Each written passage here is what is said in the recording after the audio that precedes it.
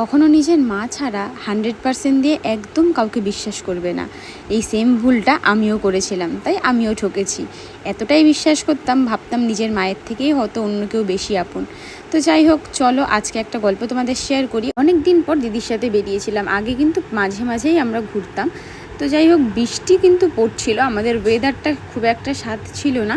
তো প্রথমেই আমাদের প্ল্যান ছিল যে ফুচকা খাবো। তো ঘুগনির দোকান দেখে আবার দিদি দাঁড়িয়ে পড়লো, বললো চল এক প্লেট ঘুগনিই খেয়ে নিই। তো এক প্লেটই নিয়েছিলাম দুজনের জন্য, কারণ অতিরিক্ত আমরা দুজনের কেউই বেশি খেতে পারি না। তো প্রথমেই এক প্লেট নিয়ে নিলাম ঘুগনি, আর এখানে দেখো কাকু আমাকে দিয়ে দিল। তো দিদি বললো যে প্রথমে তুই টেস্ট কর। আমি বলছিলাম যে ক্যামেরাটা বন্ধ করে দাও, মানে তুমি বুঝতে পারছো আমি ভাবছিলাম যে কেমন একটা লাগছে, দিদি আমার ক্যামেরা ধরে দিচ্ছে।